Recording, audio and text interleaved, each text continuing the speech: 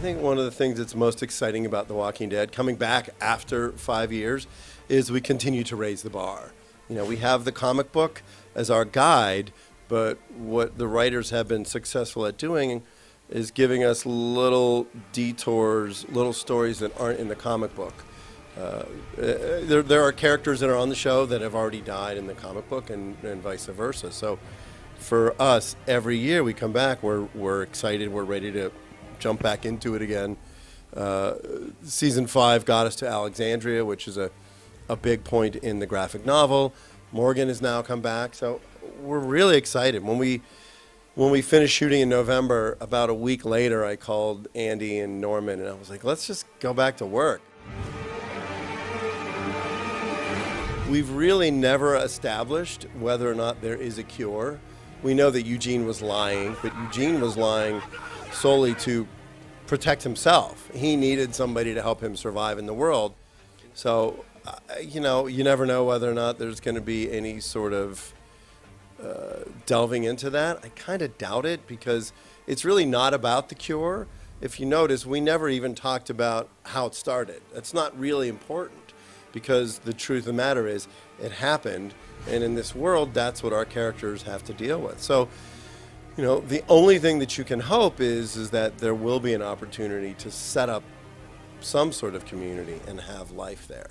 And I think going into season 6, that's going to become very important, because now that they're in Alexandria and now we have outlined where everybody is, then it's a matter of saying, okay, well, you're here now, you have this place, how are you going to make it work? I don't think it would be out of the question for something to spark between Rick and Jesse, because it already did. You know, in episode 15, when he goes to her house and says, just say yes. If you need help, just say it. And she says, yes. So I do believe that Jesse was torn between her marriage to Pete and her attraction to Rick. But there are also a lot of other things you have to think about, which is now basically Rick murdered the father of her children. So I can't imagine that that's going to be something that is going to be able to get over easily. We've set up the wolves in episode 16. I love those characters. You know, I mean, the fact that you have people that are basically utilizing the people that they kill as ammunition to build a zombie army.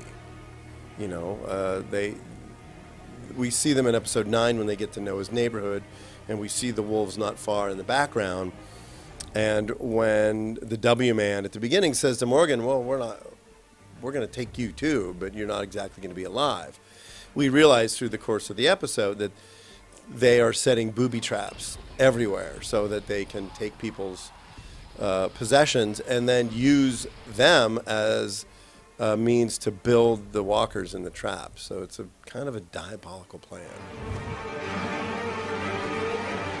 We haven't gotten to that point where they're completely rotted. Even in season 5, episode 2, when they find the walkers in the food bank and they're all waterlogged and all the skin's falling off, they're still able to move around and walk around, even though most of the meat was gone.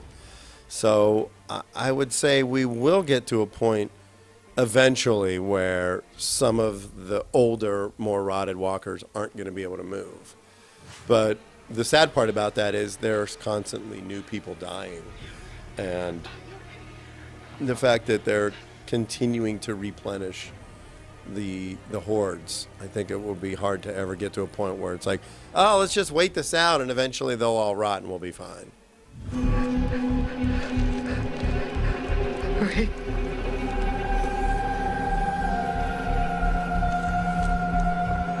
Do it.